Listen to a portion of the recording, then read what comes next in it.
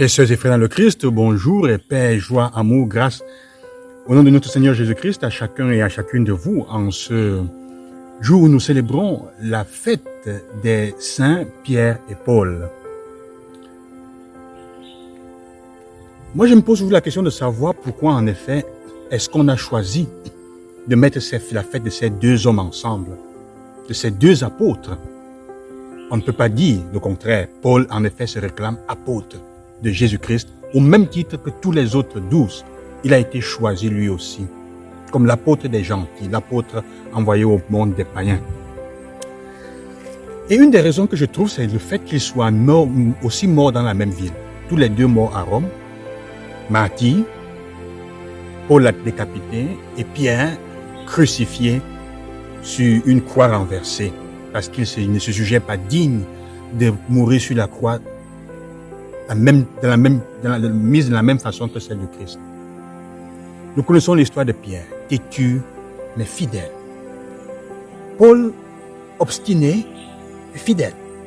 Deux hommes de la même trempe, de la même forme, disons, on peut dire de têtutesse, d'origines diverses. On peut penser que Paul, en fait, est noble, de père romain, de disciple de Gamaliel, pharisien. Pierre est donc un homme qui appartient à une classe pauvre, pécheur, sûrement aussi membre de la rébellion, le Sicaire. D'ailleurs, c'est pour ça qu'il tient une épée avec laquelle il tranchera l'oreille du serviteur du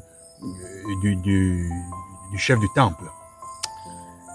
Alors, donc, ce sont deux hommes en fait qui, bien que d'origines diverses, ont une trempe et un caractère semblable. Fidélité, décision dans ce qu'ils sont en train de faire. Pierre, d'une certaine façon, trahira aussi Jésus. Mais ça n'empêche pas, ça n'enlève rien au fait qu'il soit un homme fidèle, ce qui on peut se fier. En effet, Jésus insiste, sur toi, je construirai mon église, comme dit l'évangile d'aujourd'hui. Paix mes brebis, comme dit l'évangile de Jean au chapitre 21. Mais ce que je voudrais surtout vérifier, c'est la question du fait qu'ils doivent mourir. Et je m'appuie sur la première lecture un peu pour parler de cette dimension, où le texte nous raconte de l'arrestation de Pierre et comment il est emprisonné et comment l'ange du Seigneur va le libérer, pendant que Pierre pense que c'est une vision. Ce qui m'intéresse un peu de noter, c'est le fait pour lequel Hérode, Agrippa, fait arrêter Pierre. C'est celui qui fait tuer Jacques, premier évêque de Jérusalem, si on peut dire comme ça, chef de l'église à ce temps, l'apôtre, un des premiers qui va mourir. Et il le fait tuer. Et il se rend compte que ça plaît aux Juifs. Alors, il fait arrêter Pierre avec l'intention de le faire comparaître devant eux pour le mettre à mort. Chers et frères, comme chrétiens et comme personnes engagées, il faut qu'on se rende compte d'une chose. C'est que souvent les gens cherchent à nous faire du mal, simplement pour plaire aux autres. Mais nous aussi, parfois, nous cherchons à faire du mal pour plaire aux autres. Combien de fois est-ce que nous sommes là? Entre guillemets, on arrête, on veut mettre à mort les gens de différentes façons. Nous sommes prêts à tuer des personnes, à détruire leur réputation, à nous mettre contre eux simplement pour plaire aux autres, pour plaire à quelqu'un de qui on veut recevoir une faveur. C'est ça. Mais l'enseignement de cette parole, c'est que tant que le Seigneur, tu n'as pas réalisé, quand le Seigneur n'a pas atteint avec toi l'objectif pour lequel il t'a voulu naître, tu ne peux pas mourir. Ce n'est pas le jour où Pierre va mourir. Pierre ne mourra pas là. Il doit mourir à Rome, non pas à Jérusalem. Alors le Seigneur va le libérer. La manière avec laquelle nous raconte cette libération est pour dire le Seigneur, même du point de vue, même s'il doit faire le miracle de t'envoyer son ange pour te libérer, il le fera. La libération est d'abord spirituelle pour qu'on soit libéré physiquement. Une libération spirituelle porte à une libération physique. Parfois nous vivons et nous subissons des choses physiquement parce que du point de vue spirituel, on a déjà été touché et maltraité. Parfois on porte des maladies physiques dans le corps qui ont besoin aussi d'être résolues spirituellement parce que spirituellement on t'a déjà attaqué. Ton âme et ton esprit ont déjà été touchés. Quand ce n'est pas ton temps, Dieu, quand il n'a pas obtenu, quand il n'a pas réalisé avec toi le but, le dessein pour lequel il t'a créé, il t'a mis au monde, Il te libère et personne ne te fera du mal.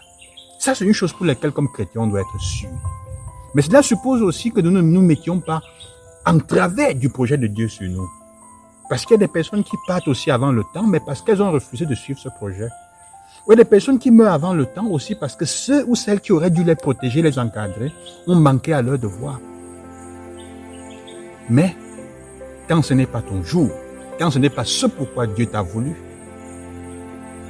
tu ne mourras pas à ce moment-là.